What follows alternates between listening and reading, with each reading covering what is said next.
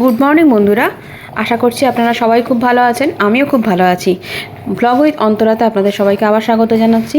তো অভি যেমন প্রত্যেক সপ্তাহে ফুল নিয়ে আসে, এই সপ্তাহতেও নিয়ে এসেছিলো, কিন্তু আমার গাফিলতিতে ফুলটা লাগানো হয়নি। তার জন্য আজকে লাগিয়ে ফেললাম ফুলগুলো। আর যে ফুলগুলো একটু নষ্ট হয়ে গেছে সেগুলো আমি কেটে বাদ দিয়ে দিয়েছিলাম।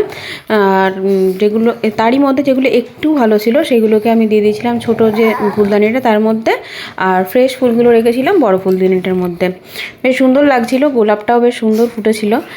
আর এই ফুলগুলো বেশ সাজালে খুব ভালো লাগে, কিন্তু আমার রজনীগন্ধাটা বেশি ভালো লাগে। দেখা যাবে গরমকালে যদি নিয়ে আসে। আর টিফিনে হয়েছিল রুটি, আর এই ঝোলা গুড়টা আনা হয়েছিল। আমরা গেছিলাম আগের দিন শ্রীরামপুরের যে জগন্নাথ মন্দির আছে সেখানে আমরা গেছিলাম। তো আসার পথে এই ঝোলা গুড়টা নিয়ে এসেছিলাম। ঝোলা গুড়টা খেতে সত্যিই খুব ভালো। আর যেহেতু রবিবার তার জন্য হয়ে গেছিলো, করেছিলাম মুরগির মাংস, আর সাথে খালি করেছিলাম চাটনি টমেটোর।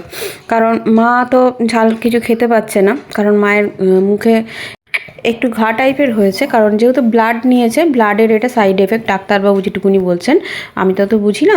তো যেটুকুনি ডাক্তারবাবু বললেন সেটাই। আর মাংসটা খেতে সেদিনকে খুব ভালো হয়েছিল। এটা মায়ের জন্য একদম ঝাল ছাড়া মাংস করেছিলাম। আর আমাদের পৌষকালির কাচাকুচির একটা ব্যাপার থাকে, তো পৌষ মাস মানে শেষ হওয়ার আগে সমস্ত কিছু কাচাকুচি করতে হয়। সেই রকমই প্রচুর কাঁচা কেচেছি আজকে আমি। আর মাকে এই কম্বলটা দিয়েছি, তারপর থেকে হিটারটা চালানো একটু কমিয়েছে। তাহলে সারাদিন হিটারটা চালিয়ে বসে থাকতো। একদিন তো হিটার চালিয়ে মায়ের শরীর খারাপ হয়ে গেছিলো। তো কম্বলটা দিয়েছি, কম্বলটা খুব মোটা কম্বল। আর সোফার কভার থেকে আরম্ভ করে মানে ঘরে যাবতীয় যা ছিল সমস্ত কিছু কেচে নিয়েছি। মানে কাচাকুচিটা আর কিছু বাকি নেই, কারণ এটা আমি প্রত্যেক বছরই করি। আমাদের মানে যাদের আছে ব্যাপারটা তারা বুঝবেন, পৌষকালি কাঁচা একটা বলে থাকে ব্যাপারটা, মানে নোংরা নোংরা। কারণ আগেকার দিনে তো গায়ে তেল মাখতো, এবার সেই জন্য আর কি এইটা পৌষকালি কাঁচা ব্যাপারটা আর কি ছিল। তা আজকে তার জন্য অভি রান্না করেছিল। অভি করেছিল সিম্পল রান্না, একদম ডাল, আলু সেদ্ধ মাখা, আর হচ্ছে ডিম সেদ্ধ। তো অভি হাতে রান্না আমি বেশ ভালোই করে অভি রান্নাটা।